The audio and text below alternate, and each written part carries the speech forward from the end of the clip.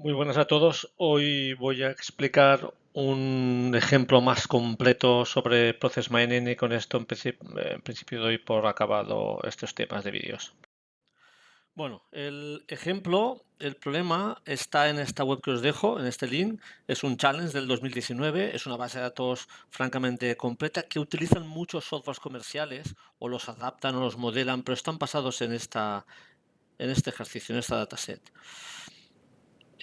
Aquí tenemos, bueno, los cargo, es un archivo XS y nada, lo cargo con el PM4Py sin problemas. Vemos aquí las primeras filas, lo que pasa es que no aparecen todas las columnas. Vemos que aquí lo que estamos hablando es un archivo de 1,5 millones de registros y 21 columnas. De las columnas están las 3 que se necesitan para hacer el discovery, que es cuál es el caso, cuáles son las actividades de cada caso y en qué orden se ejecutan. Esto es lo más importante. Y vamos a seguir estudiando esta base de datos. Las actividades que empiezan más son estas de aquí. 200.000 veces empieza Create Purchase Order Item. Menos de 50.000, Create Purchase Requisition Item. 3.500, Vendor Creates Invoice, etc. Estas son las que, o sea, los casos por los cuales la primera actividad son estas. Y las que, bueno, y cómo finalizan, que esto es también muy importante, son estos. Todas estas, por ejemplo, Clear Invoice, hay 200.000, casi 200.000 casos que acaban en esta actividad. Y aquí vemos un poco la relación que hay para hacernos una idea cuáles son las candidatas a ser la primera y las candidatas a ser la última. Mediante esta orden, lo que es capturar todas las variantes. Recordemos que una variante lo que es la que representa unos casos que tienen la misma secuencia de actividades y la asocian con variantes, y tantas repeticiones tenga esa variante, tantos casos son los que siguen esa misma variante, ¿no? Entonces, de variantes, ojo, porque hay casi 12.000, que es una barbaridad. Y los casos que hay son 250.000. Recordad que había 1,5 millones de registros. Bueno, casos son 250.000. Y de los 250.000, las secuencias son casi 12.000. Si las ordenamos, y vamos a ver cuál es la variante que más se repite. Bueno, pues la que más se repite es esta que hay 50.000, esta 30.000, esta 12.000. Y he hecho una selección de 15, ya que la quinceava más o menos es el 1%, representa el 1% del total de los casos. Y ya me parece un número razonable. Por lo tanto, si yo solo selecciono las 15 primeras variantes, estaré trabajando 166.000 casos de los 250.000 que hay. Y esto tenemos que seleccionarlo de esta manera. Bueno, para empezar a analizarlo yo creo que es bueno. Creamos la dataset y esta dataset, esta de aquí, que le llamamos variantes 15, representa ya solo los casos de las 15 variantes que más se repiten. Si yo hago un grafo, o sea, si lo que hago es una representación de este modelado de todas las variantes, me sale algo así. Esto es lo que le llaman un grafo de espagueti, que no hay manera de aclararse. Pero si yo solo selecciono las 15, aquí pongo 10, pero bueno, las 15 variables que más se repiten, bueno, pues entonces ya esto ya es más entendible. Entonces las otras variables, las otras variantes, pues se analizarán de otra manera. A priori aquí pues ya vemos cuáles son la consecución, ¿no? Generalmente empiezan en Create Purchase Requisition Item, van aquí, después va aquí, o puede saltarse ese paso. A partir de aquí pues va 1, 2, 3 y 4 alternativas. Y bueno, un poquito, este es el estudio, fijamos cómo acaba. El Cure Invoice acaba en 132.000 casos. Record Goods Received, esta es una vía más rápida, pero solo pasan 15.000 casos. Delayed Purchase Order Item pasan 5.000 casos. Y estas son las opciones que hay. Un estudio pormenorizado es lo que ya harían, pues no sé, un ingeniero o un economista que esté trabajando en cuanto a operativa, ¿no? A nosotros, los científicos de datos, lo que tenemos que hacer es analizar los datos o buscar patrones, que es lo que voy a intentar con este problema. Vamos a filtrar dentro de las 15 variantes más que más se repiten, solo las que acaben en Clear Invoice, y veremos que ya el análisis ya lo vamos ajustando un pelín más. Y en función de qué actividad finalice, que nosotros podemos elegir, habían bastantes, 4 o 5 eran muy utilizadas, pues en función de qué actividad analice, vemos que el modelado va cambiando, y a partir de aquí empieza nuestro análisis. Y podemos pensar, bueno, si acaba en Clear Invoice, ¿qué es lo que pasa? ¿Cuáles son las actividades clave? ¿Hay algún cuello de botella? Bueno, entonces, si repasamos un poquito, vemos que hay 1,5 millones de registros, 250.000 casos, que cada caso tiene pues X actividades, y hay unas 12.000 variantes. Así estoy haciendo un número. Y entonces aquí lo que yo me pregunto es, ahora me vais a permitir que vaya a la pizarrita y diga, vamos a ver, habíamos dicho que un evento, el que sea, un evento I, está formado por un conjunto, una sucesión de actividades A sub 1, A sub 2, A sub 4, A sub n, y este evento en la base de datos tendrá un registro, 2 registros, 3 registros, y en nuestra base de datos, como cada actividad que pertenece a un caso es un registro, hay 1,5 millones de registros.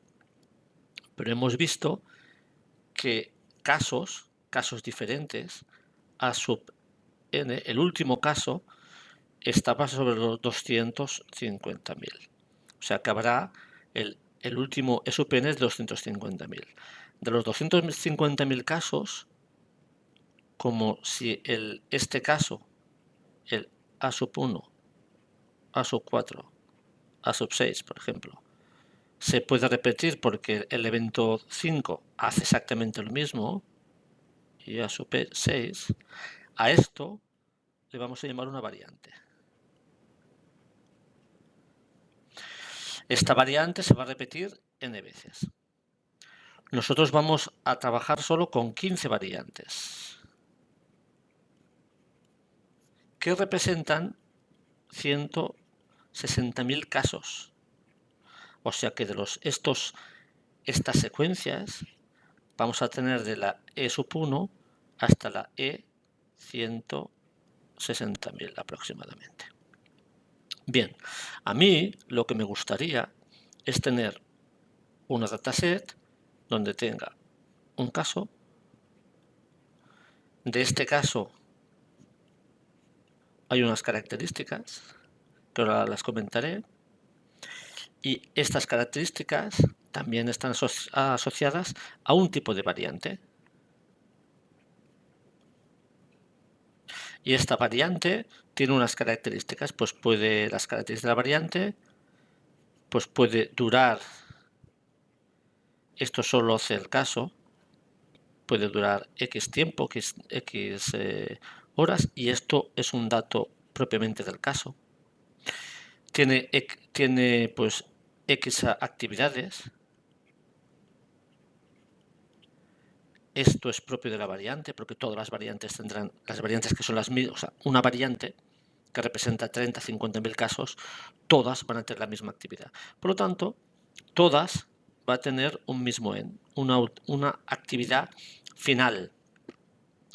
Y yo voy a hacer hincapié en esta actividad final, porque si yo tengo un caso, el que sea, tengo una serie de características que, por ejemplo, puede ser: ha comprado un artículo determinado, se ha gastado tanto dinero, lo ha atendido una persona diferente, puede ser de una comunidad autónoma, lo va a comprar a tal hora o en tal mes, y al final acaba en un end. Podría llegar a modelar que en función de según qué variables acaba de una manera o de otra. Recordemos que los algoritmos de Process Mining lo que me ayudan es a modelar, pero estos análisis posteriores no nos lo va a facilitar Process Mining, ¿vale? Esto vamos a seguir y vamos a explicar cómo se hace. Ahora yo aquí que veo que de los... Aquí hago de cada columna de la base de datos general, ¿cuántos valores únicos hay? Por ejemplo, hay 628 users. Hay 25.000 valores distintos de compra. O sea, es que hay muchas compras que valen lo mismo. Timestamp son 167.000. O sea que hay muchas actividades que coinciden. Los documentos de compra solo hay 76.000. O sea, aquí nos estamos dando cuenta. Item categorías solo hay 4 categorías. Spend Classification Text solo hay 4. Case Name no llega a 2.000. Concept Name, esta sí. El Concept Name son las 251.000 casos que vamos a analizar en total. Y vemos que hay mucha repetición. Por lo tanto, a la hora de analizarlo, lo vamos a tener en cuenta. Si yo solo cojo un solo caso, voy a coger el primero. Este es el primer caso. Y de este primer caso, dime, de los registros que hay, que van a haber 12 registros, ¿cuáles son únicos? Por ejemplo, de este caso, y esto está bien, es lógico, solo va a haber una facturación. O sea, de un caso de una venta, solo hay un precio de venta. Pero de todas estas variables, solamente hay un valor. Es decir, a cada caso corresponde un solo valor. Y esto me interesa. Porque de esta manera puedo crear un data frame. Vemos los valores. Hay valores que a mí no me interesan, pero hay valores que sí. Por ejemplo, a la compañía Spend Area Text. Bueno, todos estos datos que en principio no sabemos qué importancia tienen, sí que yo me pregunto, de todas estas variables, ¿cuál es la que realmente influye, o si alguna influye a la hora de evaluar cómo acaba una actividad? ¿Cuál es la última? Que en principio nos podría dar información sobre si el caso es éxito o no, si hay una venta o no, porque si no hay venta, esto es un caso malo y se puede etiquetar simplemente sabiendo cómo acaba cada caso. Vamos a hacerlo. Estas son las variables, que yo les voy a cambiar un poquito el nombre para que sea más afable, pero vienen de aquí. ¿Vale? Estas son las variables de las cuales a cada caso corresponde solo un valor. Entonces, lo que voy a hacer, luego esto lo miráis con calma, el código, y voy a hacer una primera dataset que corresponde a estas variantes, que son las que más se repetían, son las más importantes, las 15. Las voy a nombrar, les voy a dar un nombre, que va a ser de evento 0 al evento 15 y va en orden en cuanto a importancia de casos que representan. Claro, esta variante, hay 50.000 casos que siguen esta secuencia de actividades. Por lo tanto, es una variante que se repite mucho, hay que tenerla en cuenta. Y el evento 15, pues se repetirá menos. haciendo este código, que lo que yo pretendo hacer es lo siguiente. Tengo el nombre del caso, esto es la facturación de ese caso, aquí una serie de variables y lo que he hecho con estas operaciones es asociar un nombre de un evento y una finalización. Claro, el evento 0 siempre acaba con esta actividad. Así que ya estoy asociando un evento a un caso. Yo tengo un data frame donde cada registro es un caso, con una serie de datos, que aquí puedo hacer análisis y puedo, bueno, pues lo que nos interese. Yo por ejemplo, lo que yo he hecho es, esto es un random forest, es de las variables que yo evalúo, cuáles son las más importantes a la hora de ejecutar un random forest, teniendo como etiqueta cómo acaba la actividad.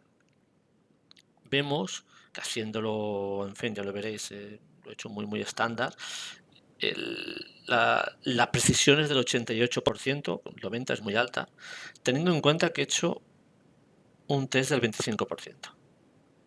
¿Vale?